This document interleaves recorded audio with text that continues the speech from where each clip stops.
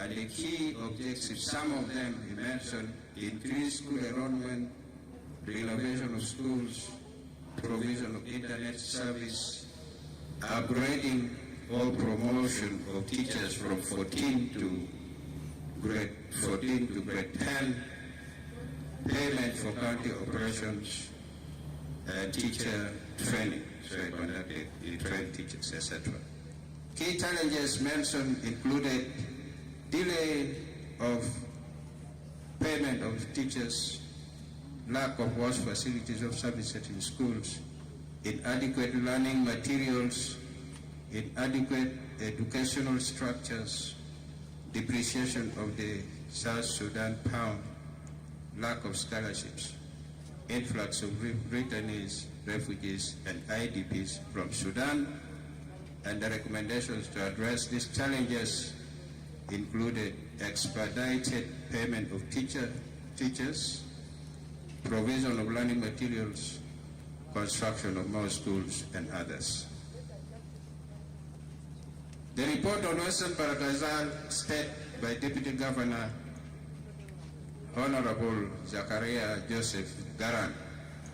The Deputy Governor stated, he mentioned the state and facilitation by the national government, which included provision of funds or finance, street lights, improved water facilities. The key achievements included improved security, reduced crime, removal of illegal checkpoints, and peaceful cattle migration.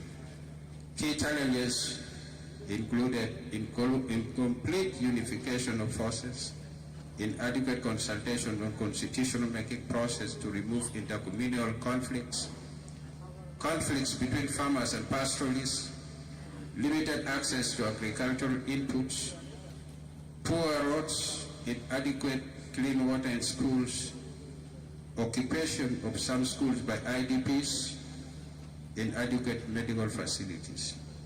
Key recommendations, some of them: increase resources to the state, encourage good behavior by young people, extend mobile network, construct more secondary schools, increase training opportunities, provide dignity kits to women and girls. So these are the summary of the presentations by a chief administrator and governors.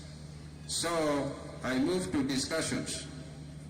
Just a summary of the key issues discussed. I think it was a lively discussion.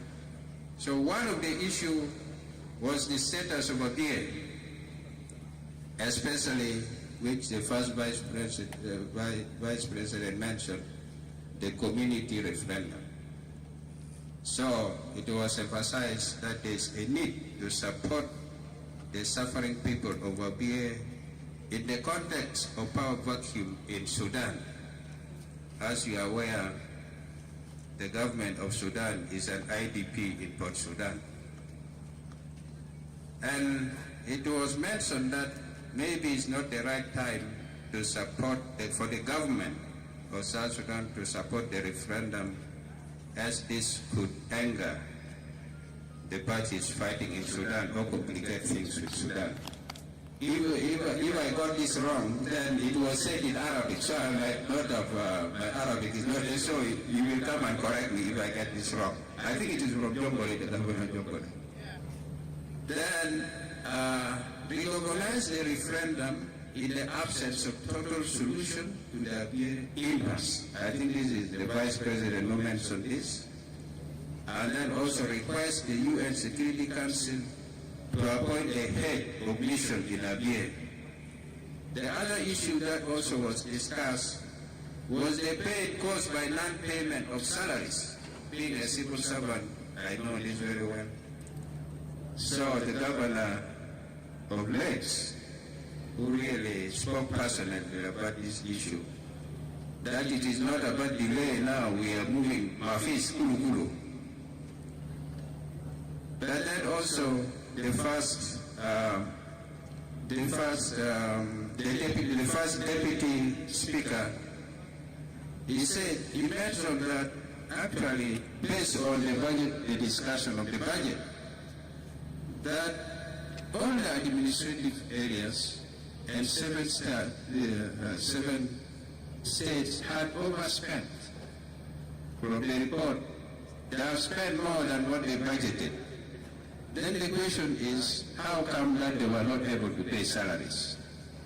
I think this one was raised, and they say when the minister will be here, probably this will come up for discussion again.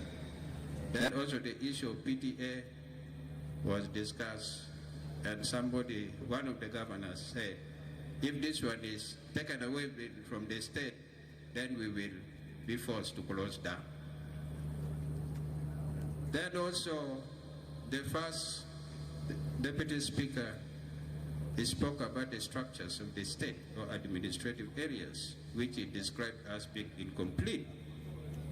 So there's the overarching reach of the executive, and then the weak legislature, and the absent judiciary. Then there was also the discussion of the checkpoints, and I think it was the governor of Lakes. He talked about security organs manning some of the, or maybe the checkpoints. So the states had limited control over them. Then another issue was the land issues in urban areas, which the first Deputy Speaker of the National Assembly spoke about, that there is a need to demarcate the borders of urban areas so that they are properly defined and gazetted. Then also he spoke about the land policy, which is in Parliament and will be discussed. Then there was a discussion on the CDS. I think this one was the Speaker of the Council of States. He was responding to something that came from the presentation of Roy.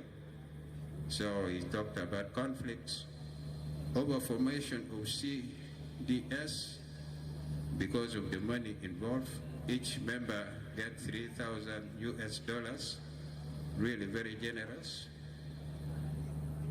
Then I also pointed out that CDCs are not part of the cabinet, but they are formed using a specific formula that includes community representation.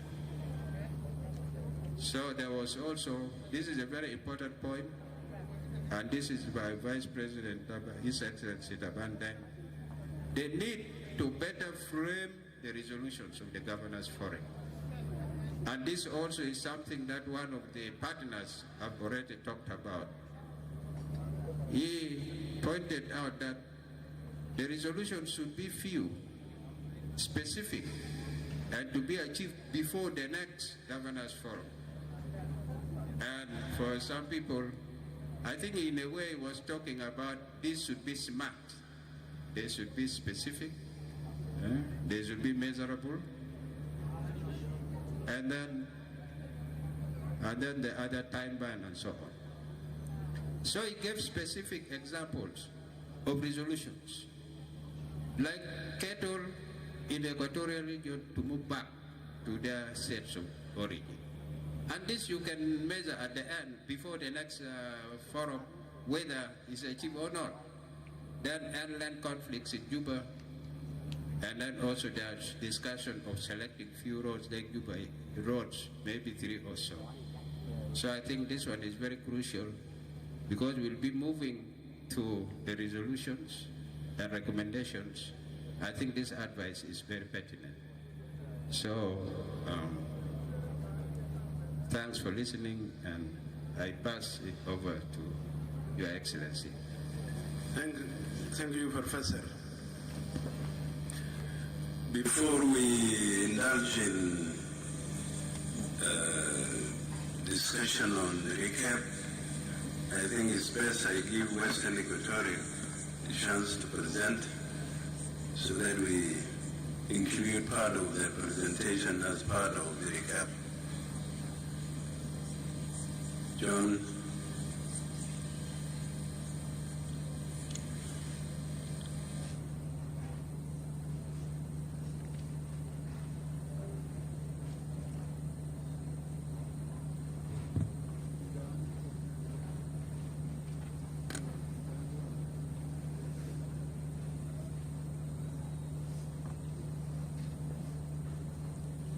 Your Excellency, the first Vice President of the South Sudan, Dr. Riek Mayardit, Your Excellencies, the Vice Presidents, if they are around here, the Right Honourable Speaker of the Council of States, Honourable Ministers of National Government, Your Excellency, the State Governors and the Administrative, and Honourable State Ministers present, distinguished guests, ladies and gentlemen. Your Excellency, before I continue with the presentation, would you allow me to do two things before I present the paper? One is I wanted to introduce the group that I came with from Yambia. Kindly stand up wherever you are. Yes. The first one is the Honourable Minister for Local Government and Law Enforcement. Yeah, sit down. And the second is the Secretary General. They don't have names. Oh, sorry. The Honourable Minister of Local Government is called James Severino Mighty. Welcome. Sit down. And the second one is Honourable Christopher Benjamin Musa, the Minister of Peace Building. Welcome. And the third over there is the Honourable Secretary General of the State, Wilson Thomas Yana. And the other one there is the Honourable Minister for Finance, is Maurice Tito Bazia. And we have one of our press secretaries somewhere there. I don't know where he is. Oh yeah, he is there with his colleagues. Secondly, I would like to, Your Excellency, tell to the audience that the reason why I'm here to represent His Excellency, the Governor of Western Equatoria State, is not that he did not want to come to attend this important forum, but it's because he lost his father, and that's why he delegated me to come to represent him. And the other reason was he could have delegated his deputy to come, but the deputy has just been appointed and he was receiving him in the office. Because of that reason, I am asked to come to represent. It's just kind of caution. I'm not the governor, and if someone addresses me as His Excellency, the media will take it there that I am almost getting the position of the governor, but please address me as a representative of the governor of Western Equatoria State. Your Excellency, allow me now to continue the presentation.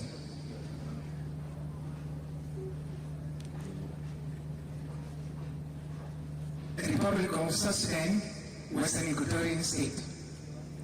Presentation at the 8th Governors Forum by His Excellency Lieutenant General Alfred Fuchio Karaba, Governor of Western Equatoria State, under the theme Forging Sustainable Peace, Committed Action in the Extended R-ARCSS Transition, organized by Office of His Excellency the President in partnership with the United Nations Development Program.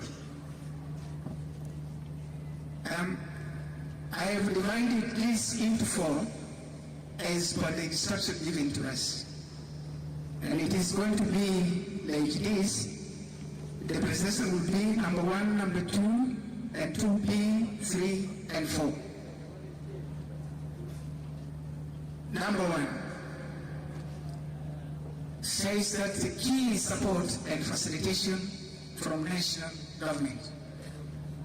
We in Western Equatoria government, we are thankful to the government of South Sudan by consigning assorted life-saving drugs in the state, thereby distributed to the health centers in the counties and IAMS.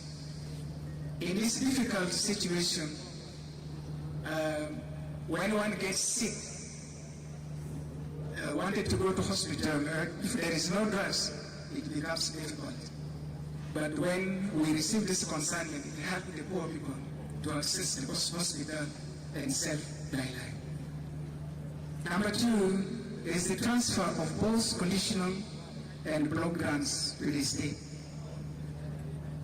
Although, but after long interval of years, we do receive it and it helps us as well. Number three, continuous flow of annual capitation grant to school girls. This is really very important to help our ladies to take care of them and embrace the school life.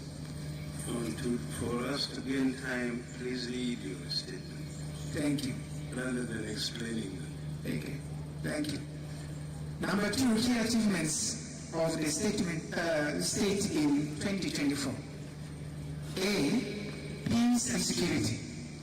The state government, in partnership with the national government and the other committed peace partners, are trying their best to put an end to the intercommunal violence in Tamba. This continuous endeavor has resulted in the current relative peace. 2, 800 police trained, graduated in Yambio and deployed in the 10 counties in Western Equatoria. 3, the state leadership pursued several peaceful evacuation dialogues between armed cattle herders from Jungle State and the local farmers in Greater Mundri, and as a result, some of them evacuated the area and returned to their state of origin. However, section of those herders crossed to the forest of Mayardit County, where their cattle are grazing, also destroying crops of the farmers. 4, redeployment of SSPDF to subdue ethnic blood confrontations in Great Tambra, disarm the parties in the conflict and maintain relevant peace in peace and security.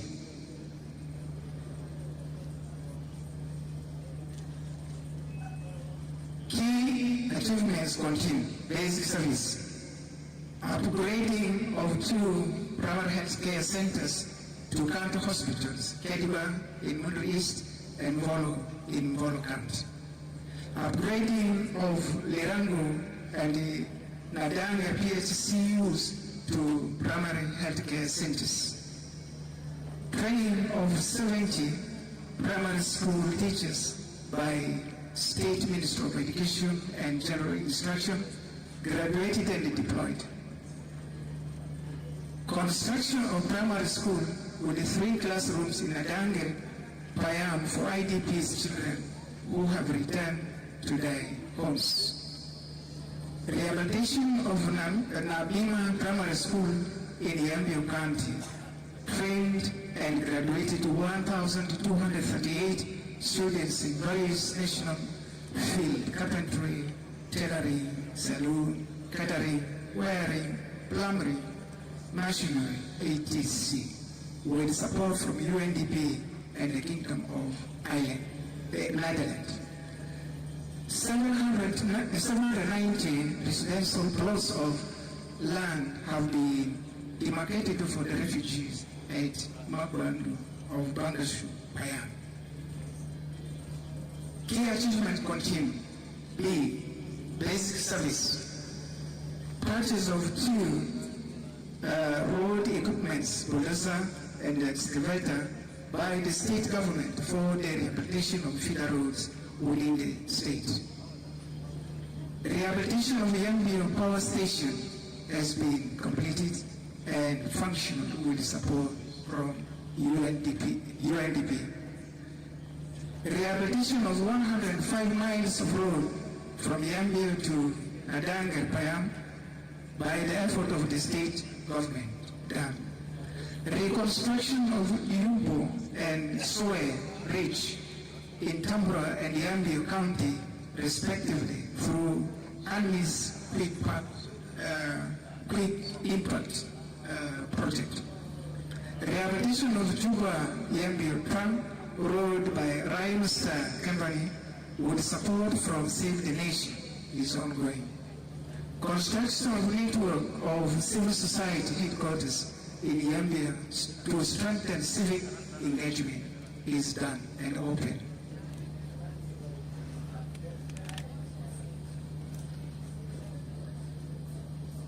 Still achievement continues. Economy. Agriculture exhibition conducted in Yambia on the 6th of October 2024. 346 plots of land, each measuring 30 meters by 30 meters, have been demarcated for vegetable garden along a stream at Magbandu refugee camp. Agricultural Bank of South Sudan supported the individual farmers and cooperatives with loans to boost production. Distribution of agriculture seeds and tools to farmers by the State Ministry of Agriculture, Forest and Environment in partnership with the UN FAO. Distribution of 15 tricycles, this is Russia, to farmers and cooperatives in 4 countries to facilitate transportation of agricultural produce to the market. There has been a very good harvest in this season, and especially the Ginat in Western Equatoria.